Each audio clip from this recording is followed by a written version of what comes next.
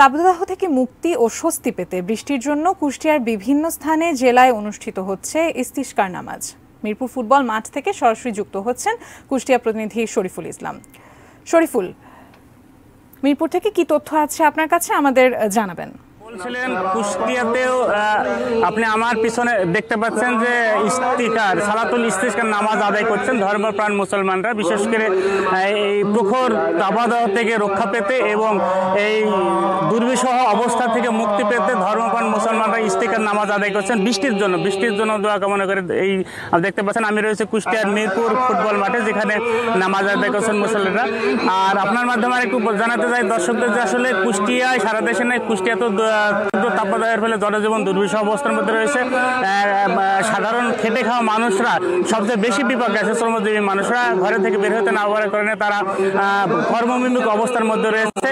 আর আগামীকাল school college খুলছে, যার কারণে কিছুটা অভিভাবকরা এই তীব্র তাপদাহের মধ্যে তার শিশু সন্তানদের স্কুলে পাঠানো নিয়ে এক ধরনের শঙ্কার মধ্যে রয়েছে। আমি একটু জানাতে চাই যে কুষ্টিয়ায় গতকাল যে তাপমাত্রা ছিল 41.8 ডিগ্রি, এই কুষ্টিয়ার ইতিহাসে সর্বোচ্চ তাপমাত্রা। আজকে আবহাওয়াটা একটু আকাশ মেঘাচ্ছন্ন থাকলেও আমি কথা বলেছি আবহাওয়া অফিসের ইনচার্জ মামুনুর রশিদ, তিনি জানিয়েছেন যে আজকের আবহাওয়া প্রায় একই অবস্থা বিরাজ করবে। আর তাপদাহের ফলে জনজীবন বিপর্যস্ত হচ্ছে, কৃষিক্ষেত্রেও কৃষিকাজ করতে কৃষকরা মাঠে যেতে পারছেন না।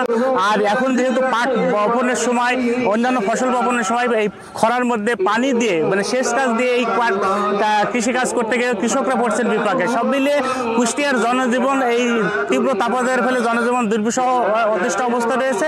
আর এই অতিষ্ঠ থেকে মুক্তি পেতে ধর্মপ্রাণ মুসলমান ইস্তিসকার নামাজ আদায় করছেন। ইস্তিসকার নামাজের তাদের মূল উদ্দেশ্য বৃষ্টির অবিরাম ধারায় বৃষ্টির বর্ষণ হলে এই ধরিত্রী অর্থাৎ এই পৃথিবীর শান্তির আসবে, ফসল উৎপাদন হবে, মানুষের মাঝে স্বস্তি ফিরবে, সেই আশা নিয়েই ধর্মপ্রাণ মুসলমানরা ইস্তিসকার বা সালাতুল ইস্তিসকার বা ইস্তিসকার নামাজ আদায় করছেন। এই ছিল কুষ্টিয়া মিরপুর থেকে ইস্তিসকার নামাজ এবং তীব্র তাপপ্রবাহ থেকে তাপপ্রবাহের সর্বশেষ খবর।